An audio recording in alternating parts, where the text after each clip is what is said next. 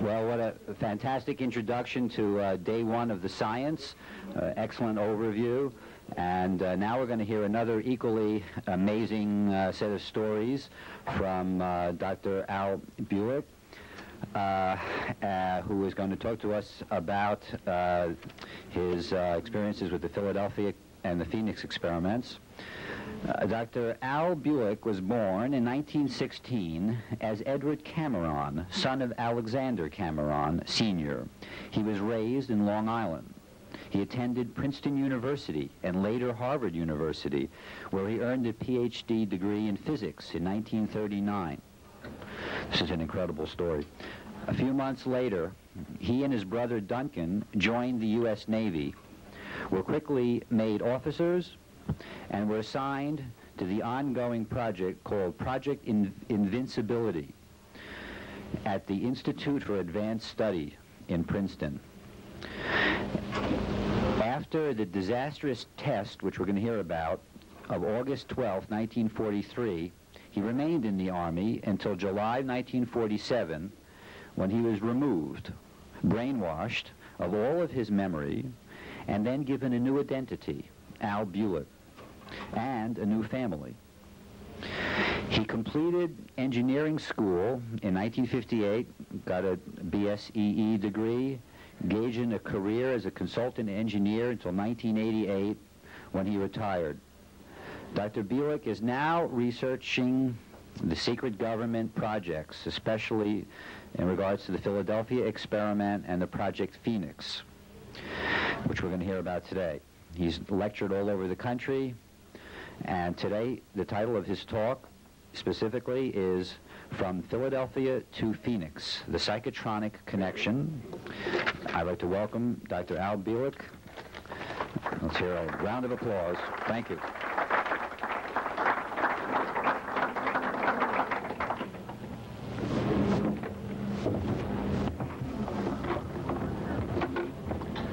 Can everybody hear me all right? Good. The subject today is a little bit different than what I have normally done. Last year, I gave you a fairly detailed history of the Philadelphia experiment and how it tied into the Phoenix project. Today, my intent is somewhat different. I wish to show the background connections between the two projects, how they happened, the politics that was involved, and the interlocking controls, if you will, and the communication which resulted in the two tests locking to each other. How this really occurred and why, and what other problems were developed because of this. It's a rather involved story, but I only have 45 minutes, so I will again try to keep this rather brief. As you know, the Philadelphia experiment culminated in two tests for the Eldridge, or if you don't know it, I'll state it now. The original 22 July 1943 test for the Eldridge, which was bad enough in terms of the personnel problem, but did not lock up to the Phoenix project. And the final test, 12 August 1943, in which the ship went into hyperspace, and it was a total disaster when it came back. And the nature of that disaster actually was far greater than anyone realizes, and the potential was unbelievably bad. I wish to go into that and what happened and how it was averted.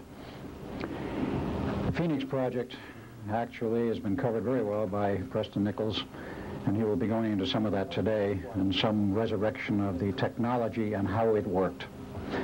So I will not go into that at all. Really, to understand what happened in terms of the politics and what led up to it, we have to go back to the beginning. The project started, as I have previously stated, University of Chicago, 1931, with Dr. John Hutchinson, Nikola Tesla, and a staff physicist, Dr. Emil Kirtenauer. The important point here in the history we have to follow is what happened in terms of Tesla. Well, in 1934, Franklin Delano Roosevelt was elected president of the United States. 33 he was elected, and he became actual president in March of 34. In those days, it was March 20th. They've changed the date to 20 January since. And when he was in office, he invited his old friend Nikola Tesla down to Washington, as they have known each other since 1917, exchanging amenities, and President Roosevelt asking Tesla, well, what have you been up to? What have you been doing? And, of course, the President already knew about the ongoing work on Project Invisibility, but there were other things Tesla had been into which were exchanged. And among other things, Tesla mentioned the fact that he had been in communication with extraterrestrials. Now, this very much intrigued the President, who, unknown to the general public, was very much interested in metaphysics and rather abstruse matters. He was very curious about this, and Tesla told him a little bit about it. The equipment had been developed for such communication by RCA, which Tesla had been a member and staff member since 1919. And in 1935, he became Vice President and Director of Engineering and Research Worldwide, a post he held until 1939, when he retired from RCA. In that period of time, he developed some super-sensitive receivers, basically designed for RCA's use in overseas communication, and also a few transmitters here and there, all of which came in usefully to Tesla in his ongoing quest for knowledge. So he told FDR he had been in communication with several groups. Roosevelt was curious, can I talk with them? And Tesla said, definitely, well, I can arrange it if you wish, and he did. After which Roosevelt decided he would like to meet some of these people. And they asked Tesla, is this possible? And he says, I believe it is.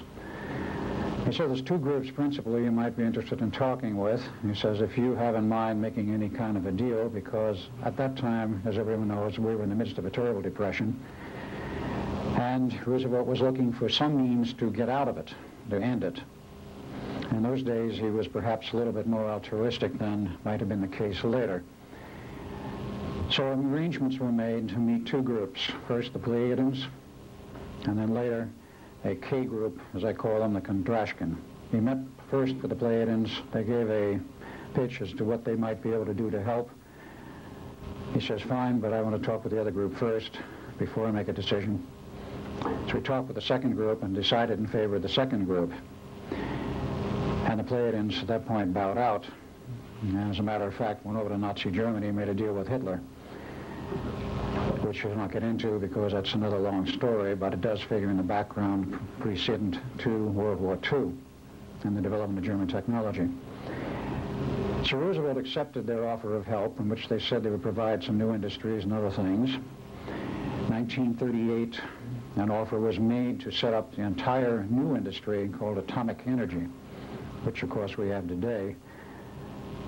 President Roosevelt was very interested and very receptive to the idea.